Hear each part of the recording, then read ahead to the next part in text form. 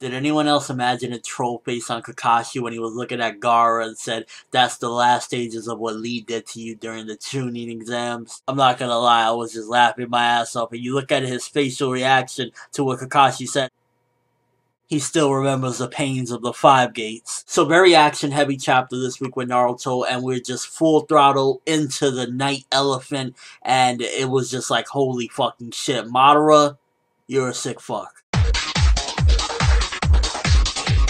We're already getting a demonstration of Night Elephant, and Guy just one hits him straight into the ground, and it's like he looks like he's 50 feet underground right now with just one hit. And it's interesting to see how like devastating this technique is on the user itself, not only on the actual person that is getting their ass whipped, but you see that Guy has to stop midway at first because he's like, oh my god, this pain is too unbearable. So I'm curious if Might Dai, like how he was able to do it as well, because we know that Might Dai was only a Genin and he was a lot weaker than, you know, Guy is right now. So how the hell was he able to cope with the pain if Guy is already having trouble in the beginning, where he's kind of like, damn, I gotta adjust to this because this is very strenuous on the body. And definitely you have to work up a lot of stamina, I'd imagine, in order to be able to do this, because like, again, Guy was just there like, holy fuck, this is hurting so bad, I gotta stop midway. And when he was trying to do like, you know, a combination, because had he hit him off straight away with a combination, Madara probably wouldn't have been able to get up. And I'm glad we're finally starting to see that Kakashi is definitely feeling the effects of using Kamui constantly, because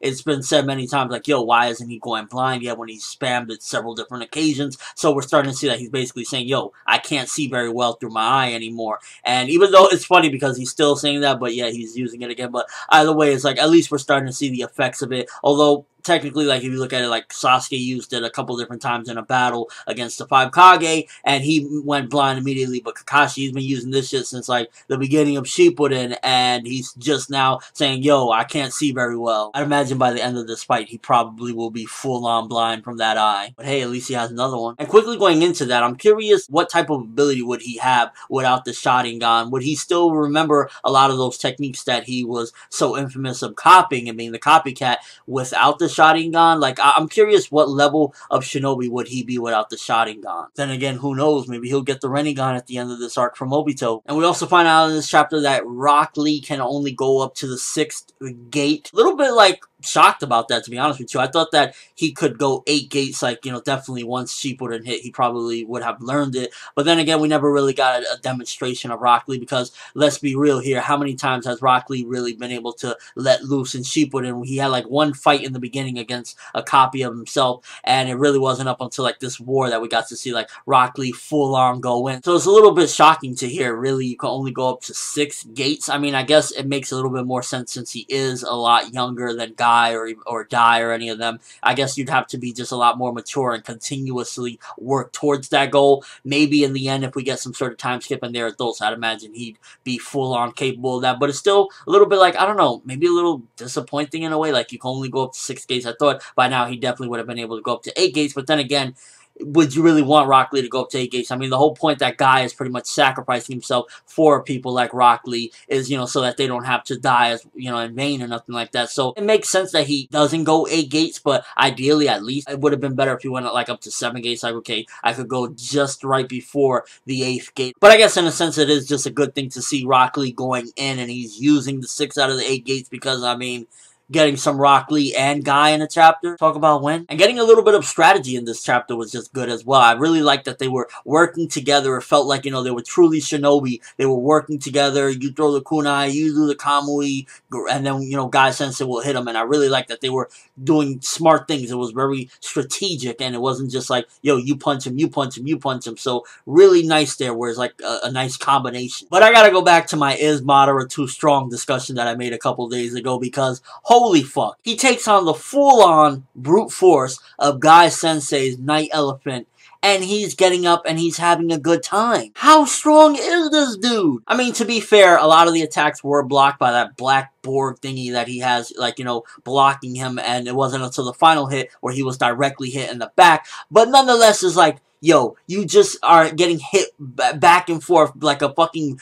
big ball by 8 gates, and you're just like, yo, this is fucking fun as hell. This isn't a roller coaster. This is supposed to be a suicidal bomb mission. And I guess to a certain degree, you can kind of gauge where the 8 gates Night Elephant is at, because he says he hasn't had this much fun since his fight with Hashirama. So at the very least, the 8 gates got Guy Sensei right out to that Hashirama level when he fought Hashirama, probably far above that, because Madara right now is far above what he was when he fought Hashirama. So this is definitely above that Hashirama level by far, and that's just crazy to fucking know. I'm just hoping that there's more to this Night Elephant than what we've seen thus far, because as of right now, Madara pretty much is still ready to go, and he's still like hyped to fight. He's like, yo, you got any more techniques? Because if not, then it's just like, yeah, he fucked him up a little bit, but then he's gonna die, and that was pretty much it. And it's like, no, I want to see Madara lose some arms, lose some legs, or something. I'm not expecting Guy to stop this war and defeat Madara, but at the very least, I want to see some major impact. And then we got a little bit of a bonus. I didn't expect to get this. Naruto is back alive. We see him revived at the very end of this chapter, so a little bit of a setup for probably next chapter where he's going to get reintroduced to this battle or something along the lines of that. So nice little setup at the end there. And overall, this chapter, it was action heavy. It got